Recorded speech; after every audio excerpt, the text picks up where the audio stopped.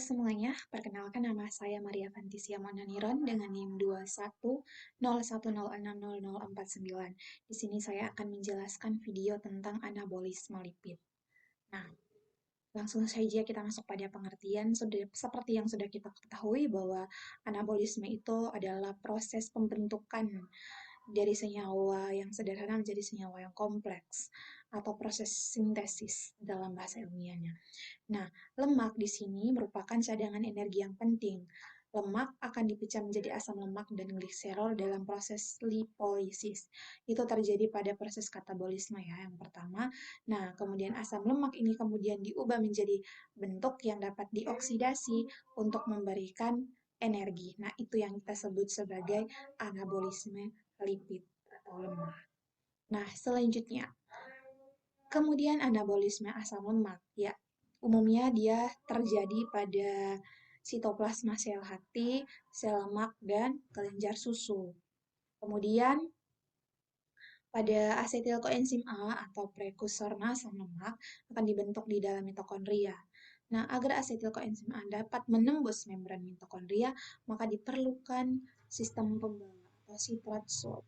Nah, nanti kita lihat ya bagaimana proses sistem pembawa ini akan membawa asetil koenzim A menembus membran mitokondria. Nah, bagaimana tahapannya? Nah, di sini ada 3 proses utama.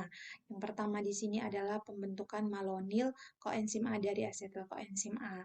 Yang kedua ada pemanjangan rantai asam lemak hingga terbentuk asam palmiat. Dan yang ketiga itu pemanjangan rantai asam palmiat. Nah, langsung saja kita masuk pada bagaimana proses anabolismenya ya. Nah, di sini ini adalah di bagian sitosol, kemudian di sini matriks. Nah, di ini merupakan membran dalam dan ini merupakan membran luar.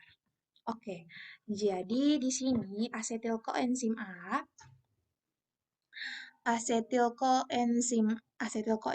ya.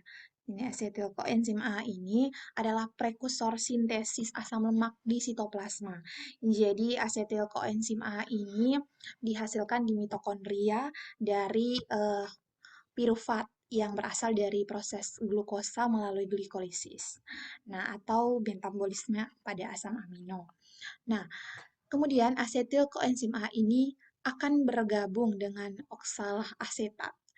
Nah, dia akan bergabung dengan oksaloasetat ya. Dia nanti setelah dia menghasilkan dia akan bergabung dengan oksaloasetat itu dan berfungsi sebagai substrat untuk melakukan sintesis sitrat. Jadi, nah, asetil koenzim A ini tidak dapat diangkut melintasi membran mitokondria.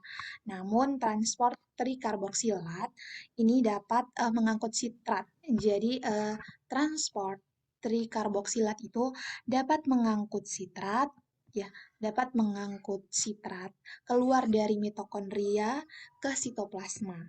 Nah, selanjutnya dari ATP sitrat liase atau ACL. Jadi inilah, ini ya, ATP sitrat liase. Ini membagi sitrat ini menjadi asetil koenzim A sitoplasma untuk sintesis asam lemak dan kolesterol serta oksaloasetat. Nah, kemudian malat, nah dia sudah menjadi oksaloasetat ya. Nah, kemudian pada oksaloasetat ini, malat dehidrogenase ini mereduksi oksaloasetat ini menjadi malat dengan menggabungkan oksidasi NADH dan menjadi NAD+.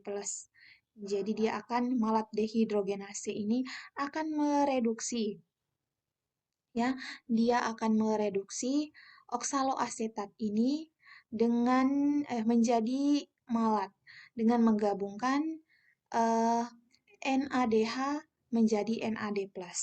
Nah, selanjutnya malat di sini dapat diangkut kembali ke matriks mitokondria atau mengalami oksidasi menjadi pirufat. Jadi dia mengalami oksidasi menjadi pirufat. ya. Dia mengalami oksidasi menjadi piruvat di sitosol oleh enzim malat.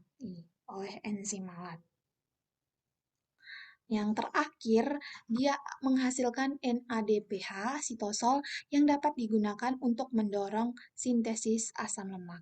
Dia menghasilkan NADPH ya, yang digunakan sebagai sintesis untuk mendorong asam lemak.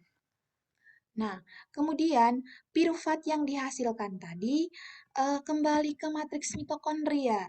Jadi dia akan kembali, dia tadi awalnya kan dari matriks mitokondria, dan dia akan setelah dihasilkan pada proses sitosol di sini dia akan kembali ke matriks mitokondria. Nah, jalur pentosa fosfat Nah, jalur pentosa fosfat, metabolisme satu karbon, dan isositat dehidrogenase satu juga akan menghasilkan NADPH untuk sintesis asam lemak.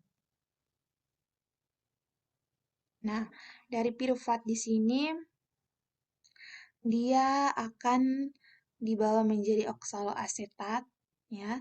Dia akan membawa dengan bantuan CO2.